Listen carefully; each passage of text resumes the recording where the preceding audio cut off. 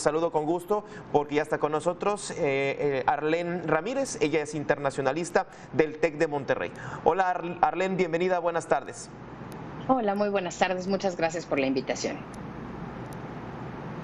Arlene, preguntarte, ¿qué lectura le das a este anuncio que, digamos, está causando mucha expectativa, sobre todo en los estados de la frontera norte de los Estados Unidos? Mucha gente que pues está ansiosa, digamos, por cruzar bajo los lineamientos que ya se tenían en el enfoque de la migración aérea, pues ahora terrestre. Arlene, ¿cómo se puede leer en un primer punto de vista?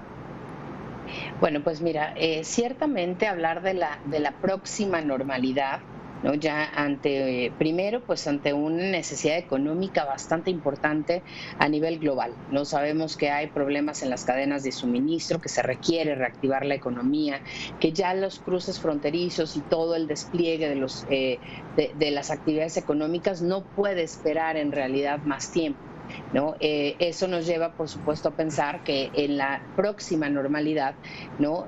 Justamente tendremos no solamente más controles sanitarios, sabemos que a pesar de que se abran las fronteras y se abran las actividades económicas, no está superada la emergencia sanitaria a nivel global. Que hayan bajado en algunos puntos y en algunos casos, ¿no?, los índices de hospitalización, de ocupación de camas, incluso los índices de contagio, hoy no garantiza, ¿no?, que estos tránsitos o estos trayectos no pudieran generar nuevos brotes que nos lleven otra vez al confinamiento. Lo que se está previniendo de alguna manera es cuidar la infraestructura de salud. Ustedes, tu auditorio seguramente sabe, Gabriel, que para los Estados Unidos ha sido sumamente complicado el manejo de la pandemia. Hoy hay enfrentamientos entre los diferentes órdenes de gobierno por las decisiones en algunos casos, Sí. por ejemplo, ¿no?, de pedir la vacunación como una obligación para los trabajadores, ¿no?, para pedir el uso de cubrebocas todavía como tema obligatorio. Entonces, estas medidas tratan de paliar, ¿no?, o tratan de disminuir esos efectos locales que al gobierno, por supuesto, le costaría muchísimo en temas de revacunación y en temas de contención de la pandemia, cuando los procesos económicos están tan lastimados por estos ya 2 años de pandemia que hemos vivido. Oye, hablando de los efectos locales, ¿tú verías quizás brotes de violencia que se puedan dar entre los residentes norteamericanos, que empiezan a ver nuevamente que empieza a fluir, pues en cierta manera, esta migración regular, con digamos, brotes de racismo? No lo sé si lo puedo calificar de esa manera, pero que Sí, se claro. venga nuevamente a despertar este chispazo de violencia. Definitivamente, sobre todo porque el país en algunas regiones, los Estados Unidos están sumamente polarizados. La opinión pública está tremendamente dividida respecto al manejo de la pandemia, pero también respecto a las prácticas sanitarias que se llevan a cabo de manera continua en los diferentes estados. En estados como Texas, por ejemplo, hay grupos muy polarizados que no están de acuerdo con la decisión o el intento del gobernador y del ejecutivo, ¿no?, de pedirle a los trabajadores el uso de cubrebocas como tema obligatorio, no solo a los usuarios, sino también pues a los visitantes, a los clientes, pero además el tema del pasaporte sanitario. Vemos con sorpresa, ¿no?, el que para nosotros todavía no sea en estos cruces fronterizos requisito tener un pasaporte sanitario, cuando ya en la Unión Europea el Green Pass no se tiene que hacer. Ahora sí que para realizar cualquier actividad, seas migrante regular de tránsito de un país a otro, seas extranjero, turista, local, ¿no? Es fundamental, sobre todo teniendo en cuenta la gran movilidad que hay entre los países de la Unión Europea. Desde mi perspectiva, no solamente podría desatarse nuevamente un tema, ¿no?, sí racial, por supuesto, y lo hemos visto incluso con el tema de la selección de las vacunas, que están siendo reconocidas como válidas o como eficientes para una gran cobertura del virus a nivel local, ¿no?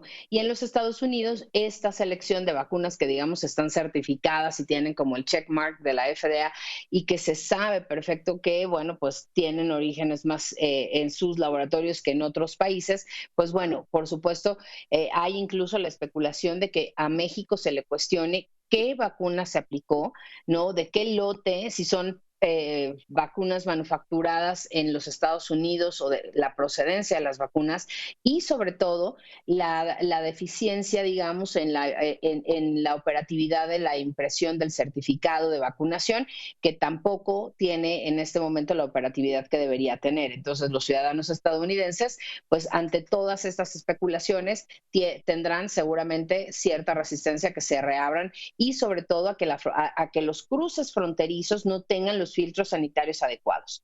El tema de la falsificación de los documentos, por ejemplo, como el certificado de vacunación, la manipulación de alguna información, pues por supuesto que sienta un precedente y la gente no se siente segura. Y como siempre, ¿no? El sesgo racial y el sesgo de discriminación, pues puede estar presente en este tipo de actividades.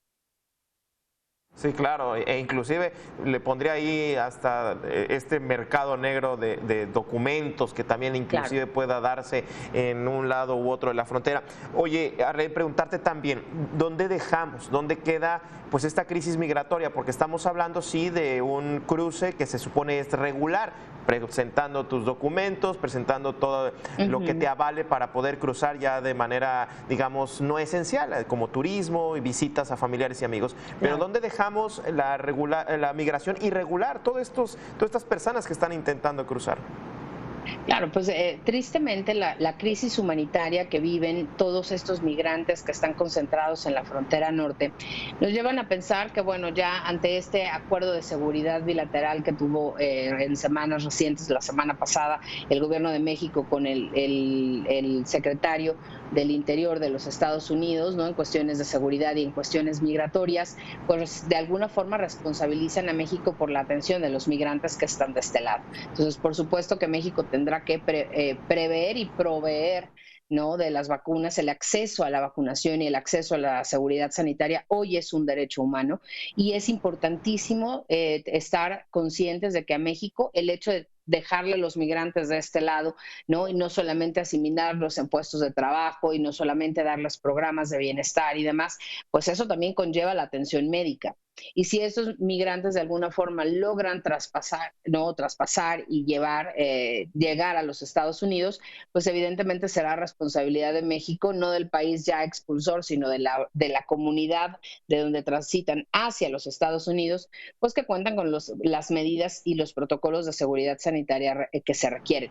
Lo mismo pasa en otras partes del mundo, por ejemplo, ¿no? Claro. En España con la migración africana hacia Europa, y que estos filtros o estas barreras que se empiezan a interponer, pues generalmente no son impermeables, ¿no? Y algo que debemos tener Claro. muy, muy claro, pues es que estamos hablando de una crisis humanitaria y que hoy más que privilegiar, en este caso, las comunidades migrantes que reciben migrantes en los Estados Unidos, más que privilegiar el tema económico, pues deberán ser muy sensibles y muy empáticas ante la necesidad y ante el derecho humano a la salud, pues que también tienen todos estos migrantes desplazados que han vivido en condiciones deplorables.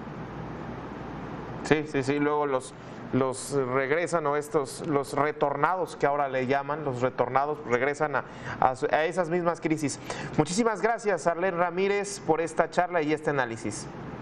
Al contrario, muchas gracias a ustedes, Gabriel. Excelente día. Buenas tardes.